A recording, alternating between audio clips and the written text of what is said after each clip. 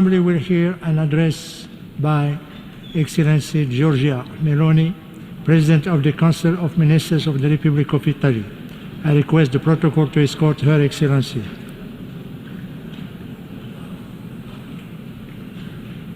I have great pleasure in welcoming Her Excellency Giorgia Meloni, President of the Council of Ministers of the Republic of Italy. I invite her to address the Assembly. Mr. President, Mr. Secretary General, colleagues, ladies and gentlemen,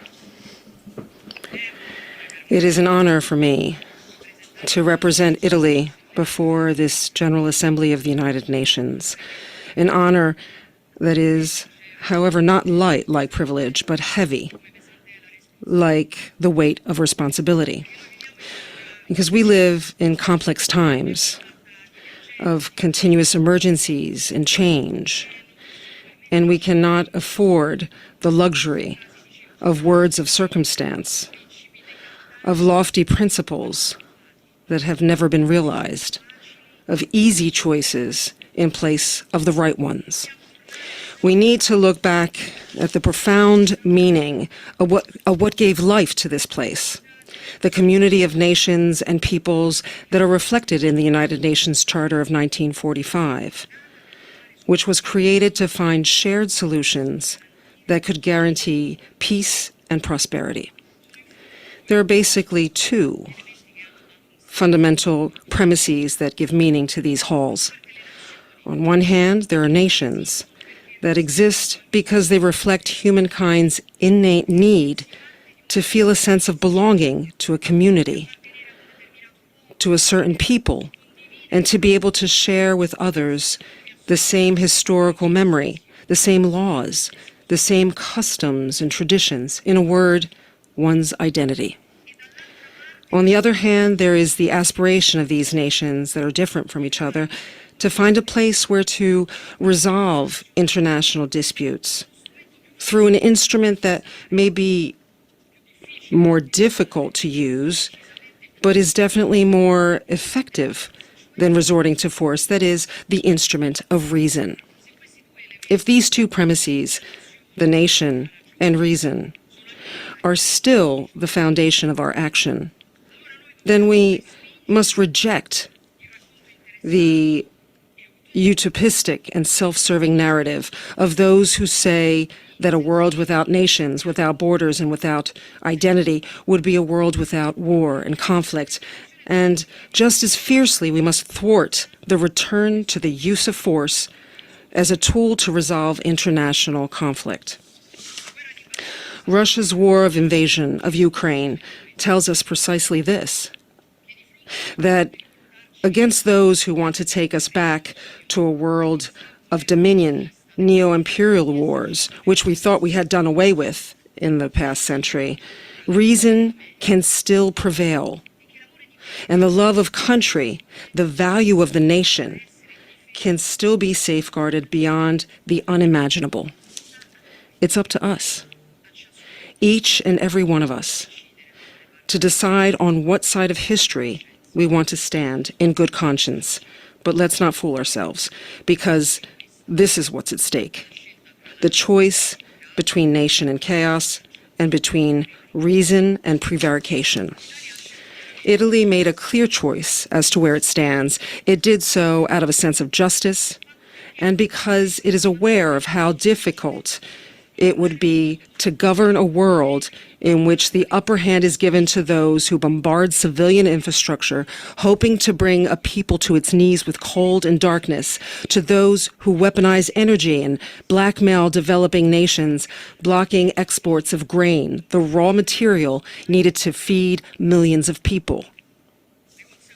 The repercussions of the conflict in Ukraine overwhelm us all like a domino effect, but mainly impact nations of the world south. It's a war waged not only against Ukraine, but against the poorest nations.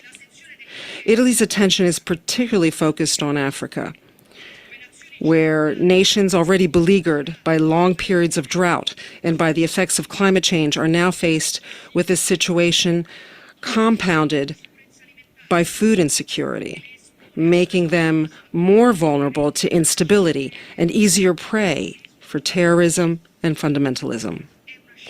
And this is a choice: to create chaos and spread it. And in this chaos that produces tens of millions of people potentially in search of better living conditions, are infiltrated criminal networks that profit from desperation to collect easy billions. They are the traffickers of human beings that organize the trade of illegal mass immigration.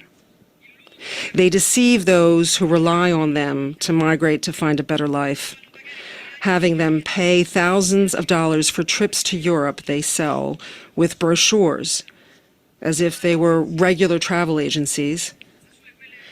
But those brochures don't tell you that those trips all too often can lead to death, to a grave at the bottom of the Mediterranean Sea, because they don't care whether the boat used is unfit for that type of travel or not.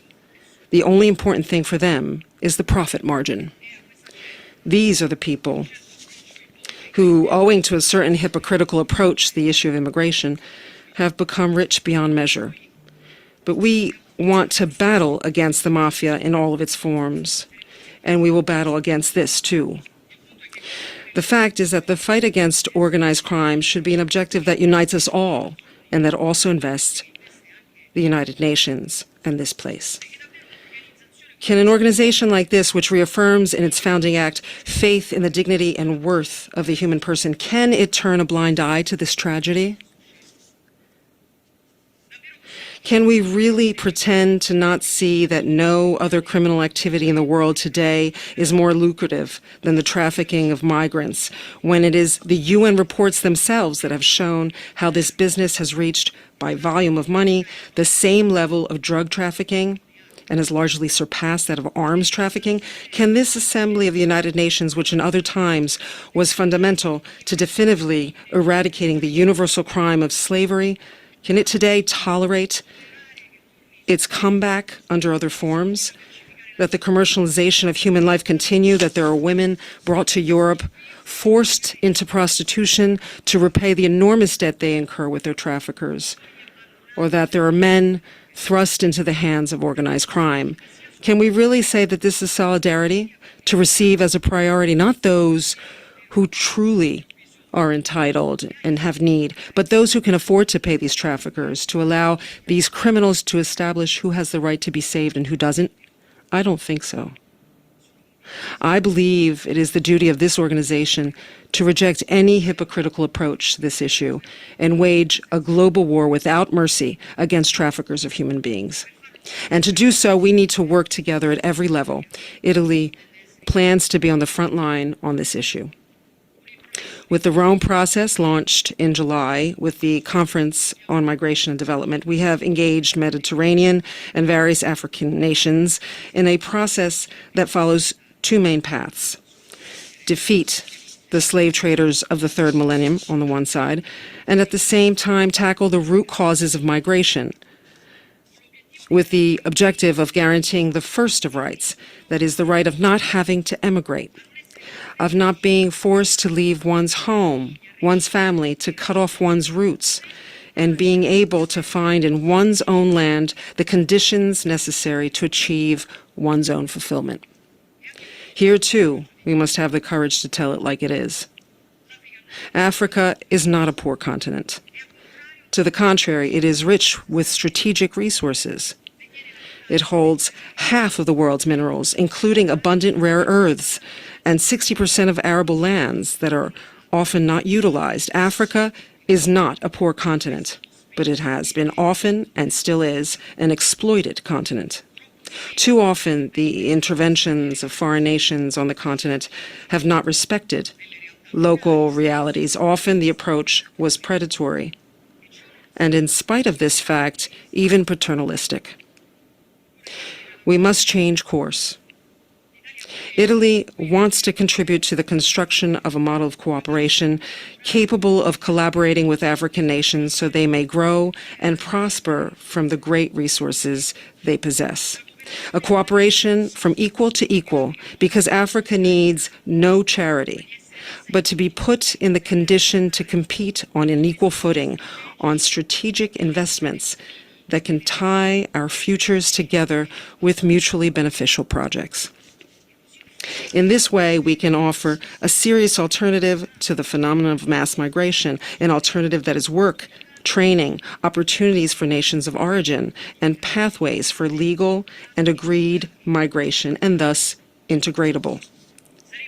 We will be the first to set a good example through the Mattei Plan for Africa, a development cooperation plan named after Enrico Mattei, a great Italian who knew how to balance Italy's national interests with the rights of partner states to witness their own moment of development and progress. The focal point is that we have to have the courage to put humankind and human rights back at the center of our action. It seems like a self-evident principle, but, however, it is no longer the case. Not now. Countries are invaded. Wealth is more and more concentrated. Poverty is rampant. The slave trade is reemerging. All this seems poised to put the sacredness of the human being at risk. Even what would seem, at a superficial glance, a tool that could improve the well-being of humanity, at a closer look, can turn out to be a risk. Just think of artificial intelligence. The applications of this new technology may offer great opportunities in many fields, but we cannot pretend to not understand its enormous inherent risks. I'm not sure if we are adequately aware of the implications of technological development whose pace is much faster than our capacity to manage its effects. We were used to progress that aimed to optimize human capacities, while today we are dealing with progress that risks replacing human capacities. Because if in the past this replacement focused on physical tasks so that humans could dedicate themselves to intellectual and organizational work, today the human intellect risks being replaced with consequences that could be devastating, particularly for the job market. More and more people will no longer be necessary in a world ever dominated by disparities, by the concentration of power and wealth in the hands of the few. This is not the world we want. And so I think we should not mistake this dominion for a free zone without rules. We need global governance mechanisms that ensure that these technologies respect ethical boundaries, that technological evolution is put to the service of humanity and not vice versa. We must guarantee the practical application of the concept of algorithmics, that is, ethics for algorithms. There are some of the major themes that Italy plans to put at the center of the G7 in 2024, but these are mainly issues that are the responsibility of the United Nations. These are enormous challenges that we will not be able to tackle if we do not also acknowledge our limitations as nations and as part of the multilateral system. For this reason, Italy supports the need for a reform of the Security Council that will make it more representative, transparent, and effective. A council that can guarantee a fair geographical distribution of seats and that can strengthen regional representation as well, that emerges from an order frozen in time established by outcomes of a conflict that ended 80 years ago, in another century, in another millennium, so that everyone has the opportunity to demonstrate their worth at the present time. On these and many other issues, we will be tested in our capacities to govern our times and in our ability to do what here in this Assembly Hall on the 2nd of October, 1979, a great man, a saint and statesman like Pope John Paul II recalled. That is, that political activity, whether national or international, comes from the human being. It is practiced by the human being, and it is meant for the human being. Thank you all for your attention.